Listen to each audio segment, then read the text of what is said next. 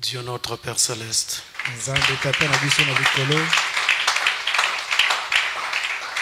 nous rendons grâce pour cette occasion qui nous est accordée. Et nous venons auprès de toi sous les 100 versets de l'agneau. Tu as dit dans la parole, là où 2 ou 3 sont rassemblés à mon nom, je suis au milieu d'eux. Nous avons réellement besoin de ta présence. Et prions, Père Céleste, que nous ne puissions pas sortir d'ici tel que nous sommes venus, mais que nous sortions avec des grâces de Dieu répandues dans nos vies, avec des prières exaucées. Nous avons confiance que tu vas le faire, car tu avais quitté la gloire jusqu'à la croix pour nous en donner la possibilité. Au nom de Jésus-Christ. Amen. Que Dieu vous bénisse. Nous allons nous lever et lire la parole de Dieu.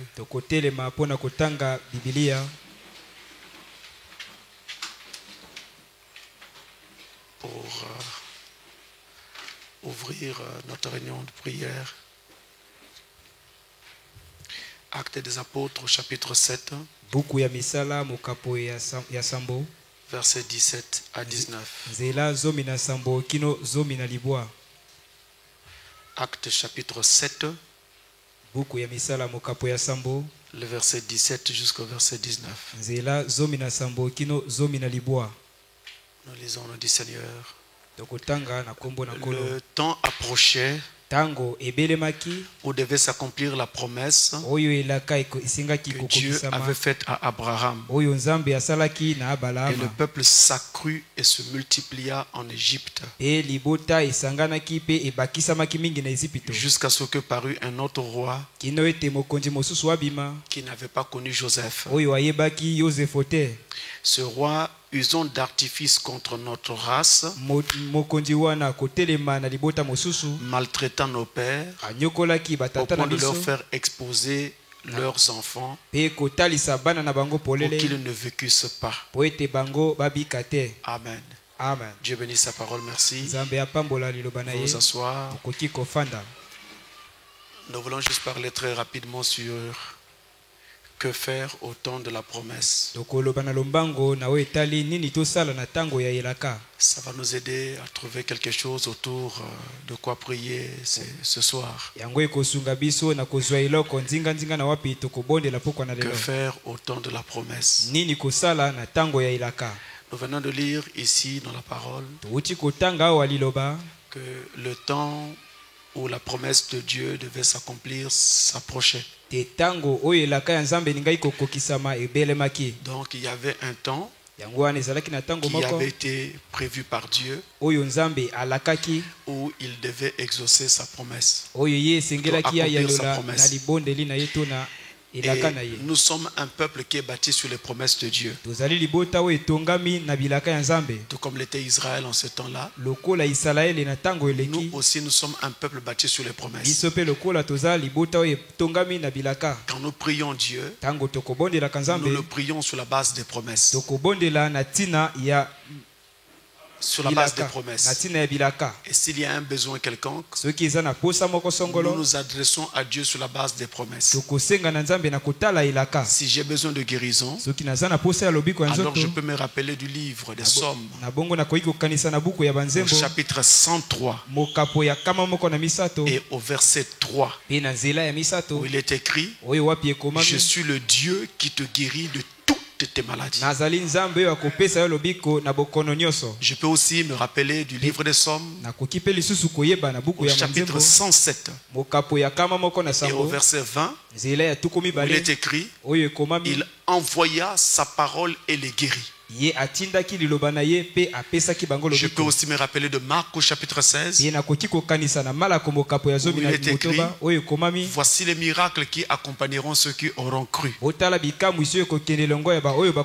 À mon nom, ils chasseront les démons. À mon nom, ils pourront saisir des serpents. Ils pourront boire des breuvages mortels et cela ne leur fera rien.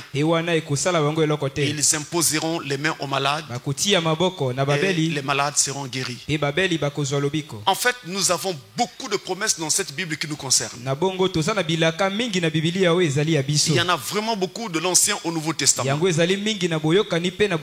Même pour une femme qui cherche des enfants, il est écrit: dans ma maison, il n'y aura point de femme stérile. Ça veut dire que quand vous vous approchez de Dieu pour demander la grâce d'avoir un enfant, vous devez vous appuyer sur cette promesse-là qui va alors vous donner la possibilité d'avoir l'enfant que vous désirez. En d'autres termes, il faut qu'il y ait une base sur laquelle réclamer quelque chose devant Dieu. Si vous n'en avez pas, qu'est-ce que vous allez faire? Quel argument vous allez utiliser? Donc Israël était un peuple de promesses. Et remarquez tel qu'il est écrit ici, le temps où la promesse de Dieu devait s'accomplir s'approcher. Ça veut dire que ce peuple savait très bien qu'il y avait une promesse qui leur était destinée et ils la connaissaient parfaitement et ils l'attendaient. Ils attendaient l'accomplissement de cette promesse. Voilà déjà une très bonne attitude qui facilite l'exaucement. Si on se met dans une condition où on attend l'accomplissement d'une promesse. Et Frère Branham dit que la foi repose sur un sanctuaire. Et ce sanctuaire de la foi, c'est la parole de la promesse. Alors, il y avait une promesse qui avait été faite à Abraham. Et c'est de cette promesse dont il est question, qui était sur le point de s'accomplir. Quelle était cette promesse? Nous allons dans Genèse au chapitre 15.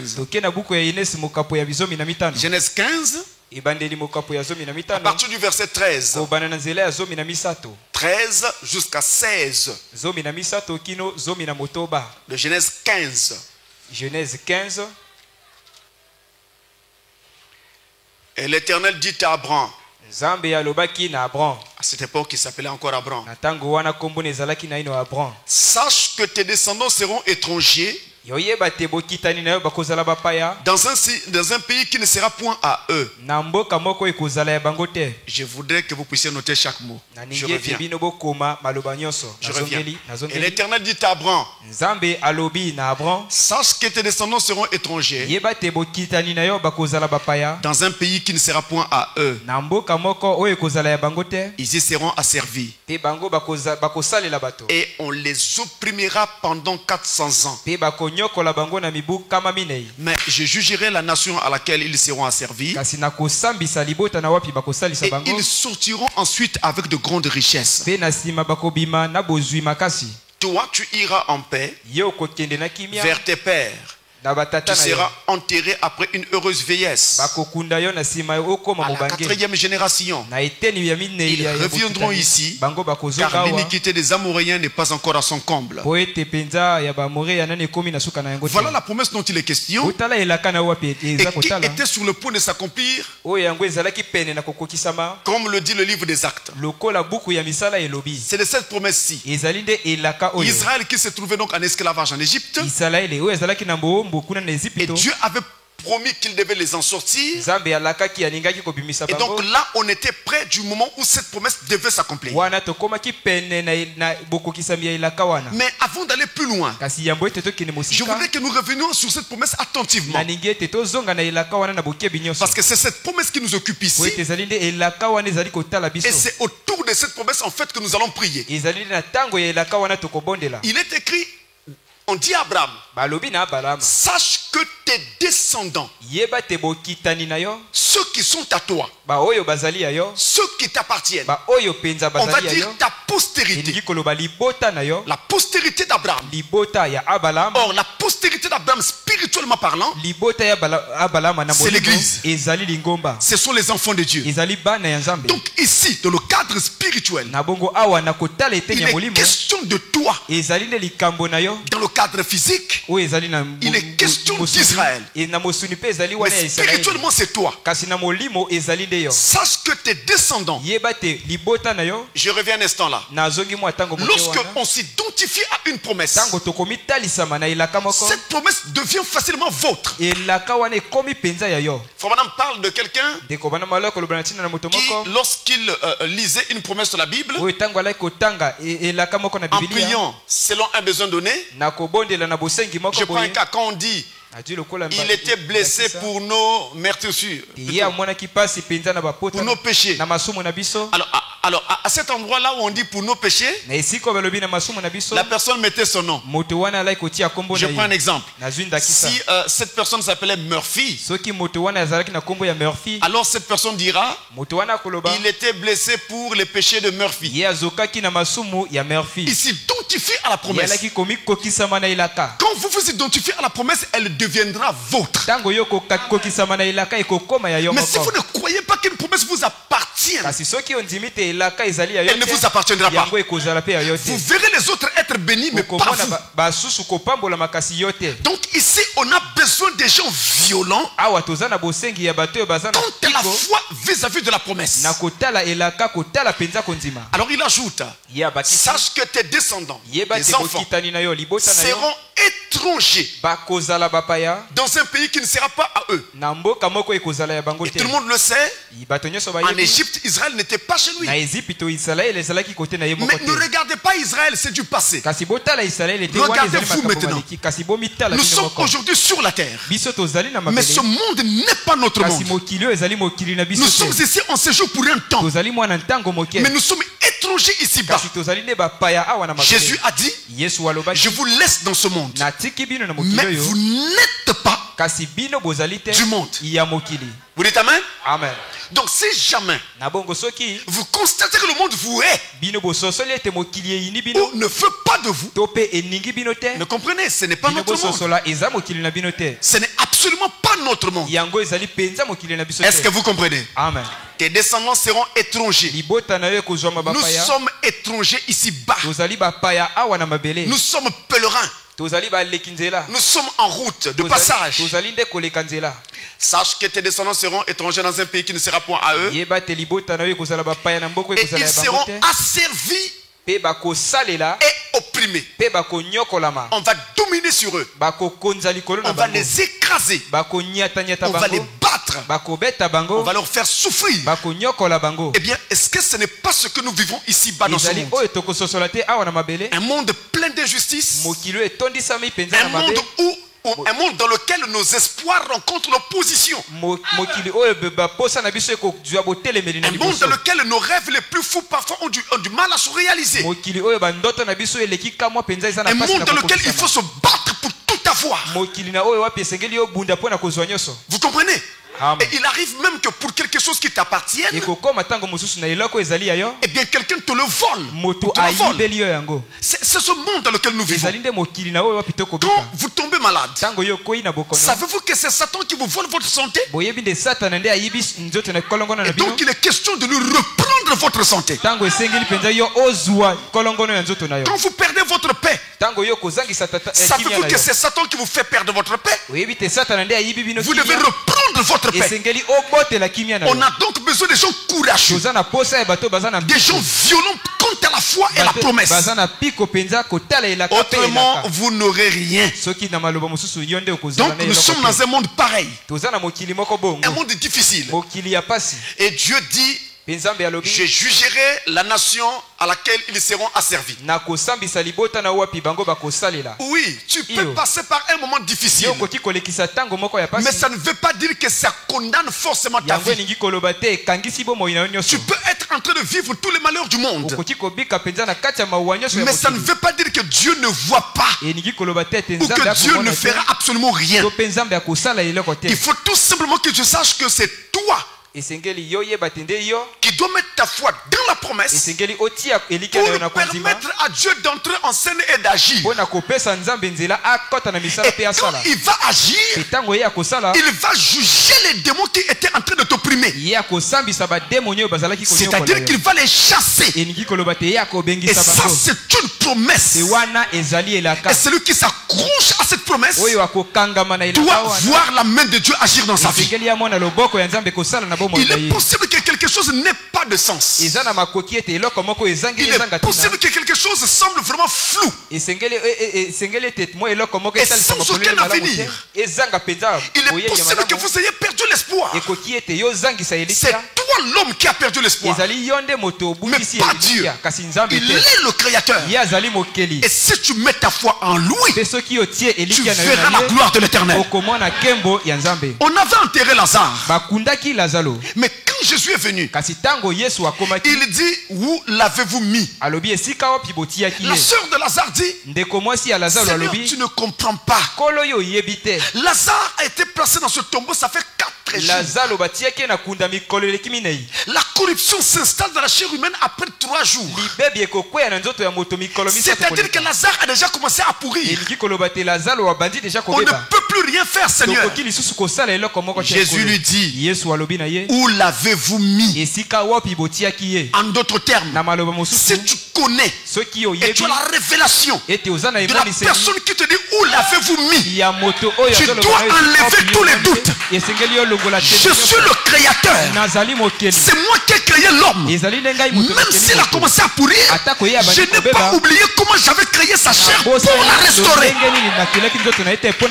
Donc même si vous pensez, ou devrais-je dire, même si Satan vous fait croire qu'il n'y a absolument aucun espoir, je veux que chaque croyant sache qu'il y a encore un espoir. Il y a un passage où il est écrit, je crois que c'est dans la Bible où il est dit, même pour un chien, tant qu'il n'est pas encore mort, il y a encore un espoir. Autrement dit, personne ne peut mettre un point final à ta vie. C'est Dieu seul qui peut le faire. Je jugerai la nation. Je jugerai les esprits, les démons qui t'ont attaqué, qui t'ont dérangé. Perturbé ta famille. Je veux juger ces esprits-là. Mais il faut que toi tu crois en moi. Amen. Amen. Jésus disait toujours aux gens, qu'il te soit fait selon ta foi. Pas selon la foi de Dieu, c'est ta foi à toi. Qu'il te soit fait selon ta foi. Et ensuite, il ajoute, vous sortirez avec de grandes richesses. Autrement dit, lorsque Dieu commence à bénir, les grâces vont abonder. C'est lui qui fera cela. Et les gens mal affirmés diront, il doit avoir touché à quelque chose. Non, il ne s'agit pas de cela. Il s'agit de Dieu. Si les gens pensent que Satan donne, mais que peut faire celui qui a créé Satan? Parce qu'avant qu'il ne soit Satan, il était Lucifer. Donc Dieu peut faire bien plus que Satan. Ne doutez pas. Je n'ai jamais été d'accord. Alors vraiment jamais été d'accord avec la pensée qui dit que si tu demandes à Satan, tu reçois tout de suite. Mais si tu demandes à Dieu, tu dois attendre. C'est faux. Amen. Je n'ai jamais été d'accord avec ça. Le problème ici, c'est ton cœur.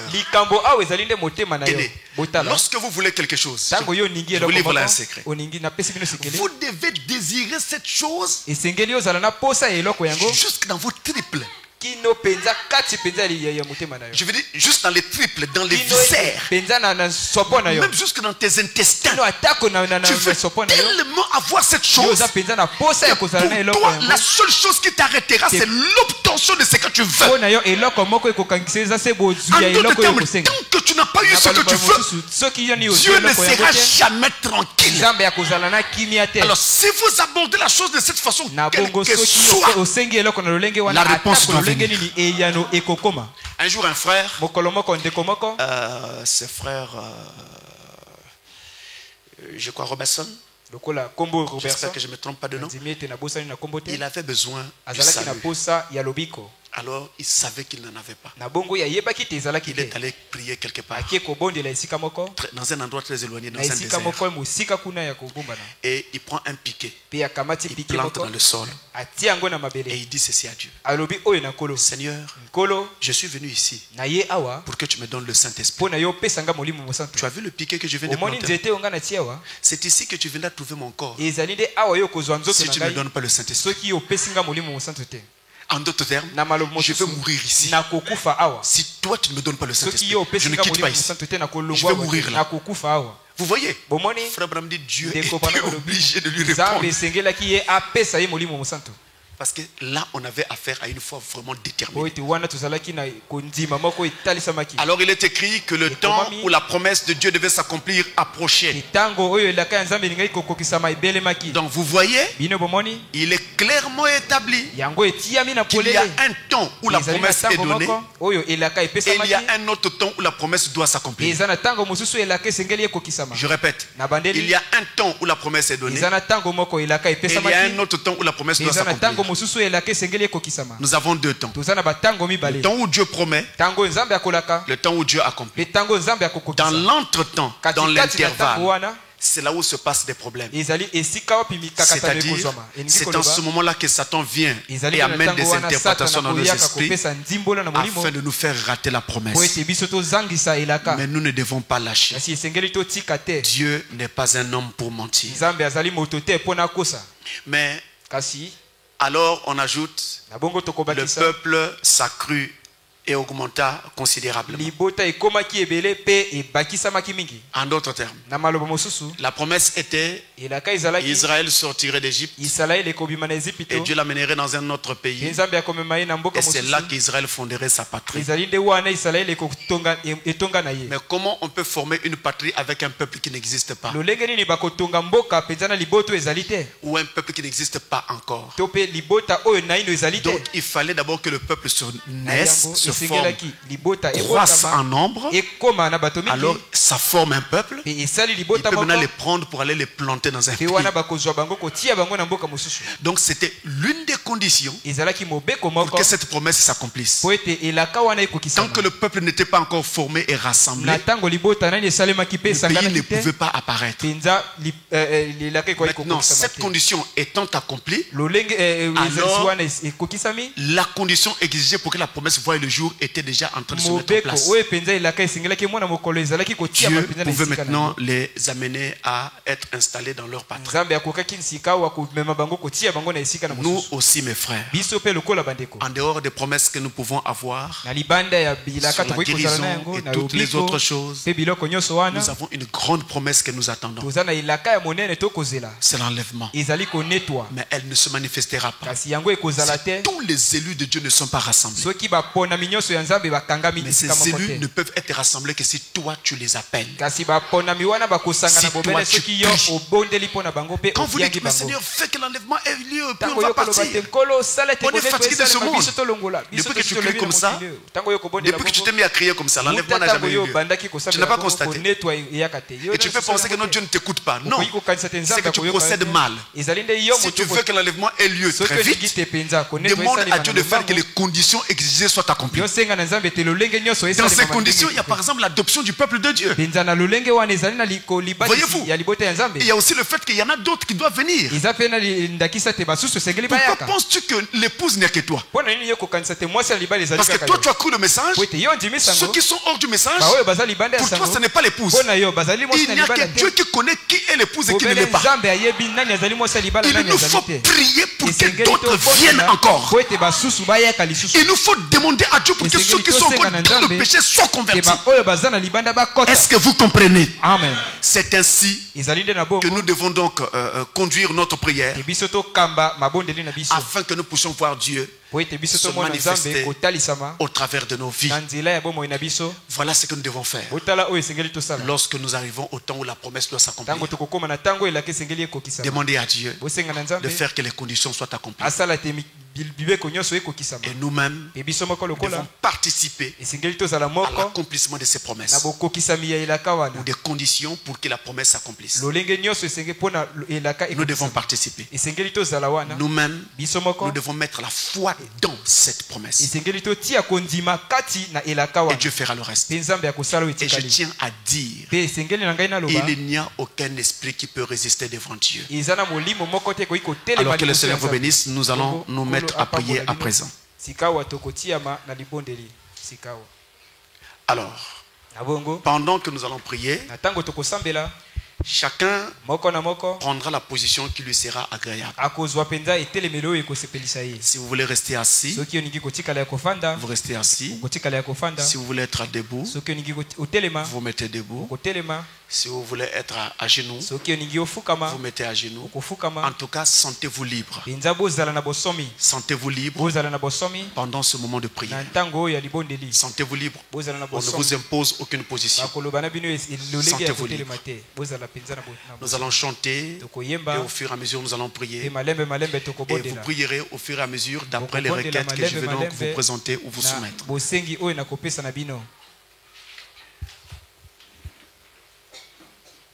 C'est ainsi que nous allons nous adresser à Dieu pour tous nos besoins.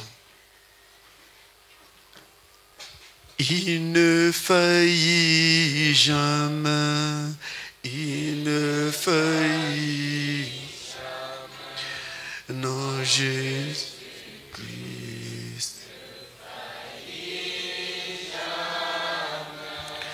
Tout le long du chemin, je vais le répéter, non Jésus-Christ ne faillit jamais. Il ne faillit jamais. Il ne faillit jamais. Non, Jésus-Christ ne faillit jamais. Tout le long du chemin, je vais le répéter. Non, Jésus-Christ ne faillit jamais. La première chose pour laquelle nous allons prier, c'est une chose que nous avons souvent négligée. Il s'agit de dire merci à Dieu pour nous avoir appelés dans ce message, nous avoir fait connaître la vérité en ces derniers jours. C'est une grâce. De cette grâce-là va dépendre toutes les autres grâces que Dieu va nous accorder. Nous allons commencer par le remercier pour cela parce que c'est vraiment une grâce. Alors tous nous allons élever la voix vers Dieu. Chacun va remercier Dieu pour ce qu'il a fait, qu'il puisse connaître son nom, qu'il connaisse sa parole et qu'il soit appelé sous ce ministère du temps de la fin. Prions tous le Seigneur, invoquons le Seigneur.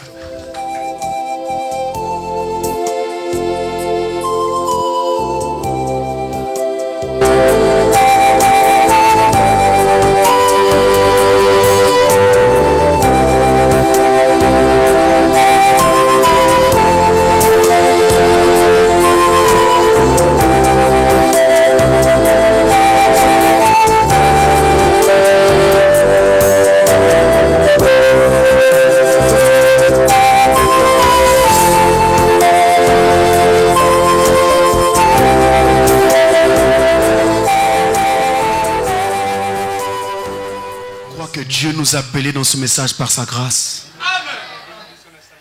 Mais il ne nous a pas appelés pour nous perdre. Il nous a appelés pour le salut éternel. Alors lui-même doit nous conduire maintenant jusqu'au bout. Et je voudrais donc vous dire ceci. Vous connaissez comment se passe votre marche. Vous savez ce qui vous dérange. Alors, quelle que soit la chose qui est en train de vous déranger, la difficulté que vous avez dans la marche, ou alors quel que soit le besoin crucial que vous avez dans cette marche, quelque chose que vous aidera à mieux servir Dieu, alors nous allons présenter ce besoin-là à Dieu et dire à Dieu, si tu m'as appelé pour me sauver, alors donne-moi telle chose. Si tu m'as appelé pour me sauver, alors résous ce problème ici. Invoquons tous le Seigneur à présent, élevons la voix et prions le Seigneur. Invoquons le Seigneur. Chacun librement, chacun selon son besoin, chacun selon sa difficulté, chacun selon l'attente qu'il a devant Dieu, qu'il parle au Seigneur.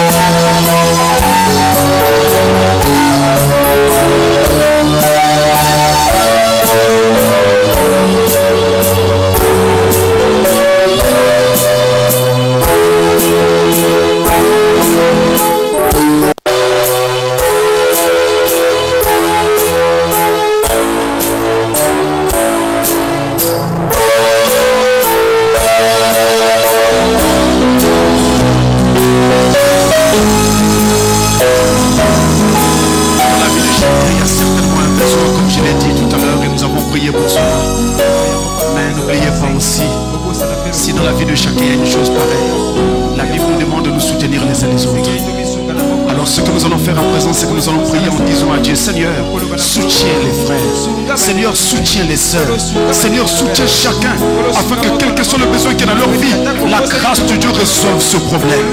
Nous allons invoquer le Seigneur en demandant à Dieu de soutenir ses enfants. Invoquons le Seigneur. Si vous croyez que vous êtes l'épouse de Christ, rappelez-vous aussi que Florent dit, la prière d'Abraham, la prière de l'épouse est égale à 100 fois la prière de Lot. Votre prière est grande, votre prière est importante, votre prière va aider les bien-aimés, votre prière va aider votre soeur, va aider votre frère, va aider toute l'assemblée. Invoquons Dieu et prions Dieu afin qu'il réponde aux besoins de ses enfants. Invoquons le Seigneur, prions-le. Seigneur, soutiens tes enfants. Seigneur, soutiens ma soeur. Seigneur, soutiens mon frère. Soutiens chacun. Donne-leur la force. Donne la force de marcher à chacun. Réponds à leurs besoins, leurs problèmes, leurs prières. Oh Dieu, réponds Seigneur, réponds oh Dieu.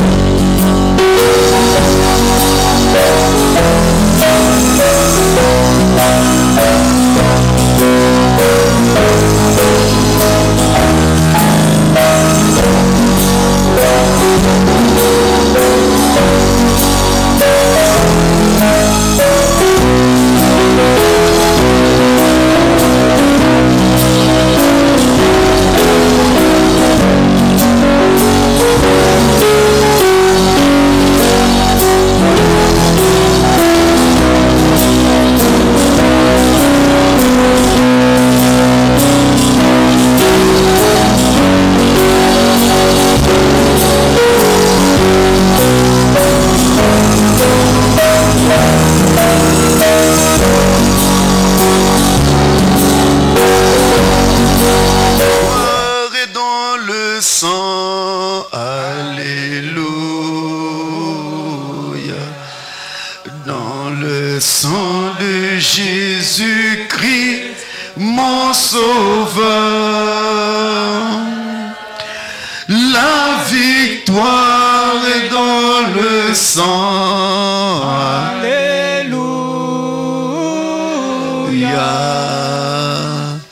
À Jésus la gloire, à lui l'honneur. Oh, chantons gloire. Gloire et gloire et puissance à l'agneau. Oui, gloire, gloire, gloire, lui. Oh, à lui l'honneur. La victoire est dans le sang. Alléluia. À Jésus la gloire, à lui l'honneur. Alors nous invoquons le Seigneur pour lui dire, Seigneur, s'il y a parmi nous quelqu'un qui n'a pas encore fait l'expérience avec toi, qu'il le fasse maintenant. Qu'il te rencontre maintenant. Qu'il fasse l'expérience avec le Saint-Esprit maintenant. Qu'il fasse l'expérience avec toi maintenant. Qu'il te rencontre maintenant. Afin que nous puissions remplir les conditions pour la promesse. Invoquons le Seigneur. Seigneur, invoquons le Seigneur. Seigneur, si quelqu'un ici ne te connaît pas, si quelqu'un ici n'a pas encore fait l'expérience avec toi, qu'il le fasse maintenant, Seigneur. Qu'il te rencontre à présent. Invoquons le Seigneur.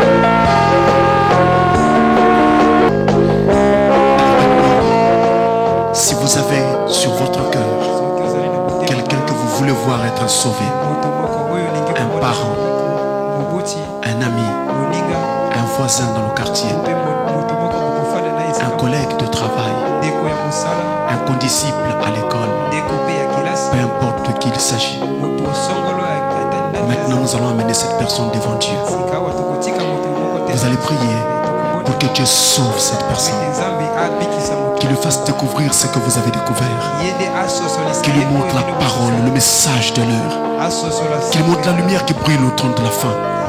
Ne dites pas, est-ce qu'un tel peut se convertir? Ne dites pas, est-ce qu'un tel peut changer? Ce n'est pas toi qui change. Ce n'est pas toi qui sauve. C'est Dieu qui sauve. Tout ce que Dieu te demande, c'est d'avoir sur ton cœur le désir de voir cette personne être sauvée. Alors nous allons présenter ces personnes à Dieu. Même si ça fait 2, 3 personnes que tu as devant Dieu, présente ces personnes à Dieu en citant leur nom. Invoquons le Seigneur. Invoquons le Seigneur pour que Dieu sauve ces gens-là. C'est toi qui les connais, parle à Dieu pour ces gens-là. Il Ils représentent quelque chose pour toi. Parle à Dieu pour ces gens-là. Ces gens sont quelque chose pour toi. Parle à Dieu pour ces gens-là. Tu es attaché à ces gens d'une façon ou d'une autre. Alors amène-les devant Dieu en prière. Parle à Dieu. Parle à Dieu pour ces gens-là. Parle à Dieu.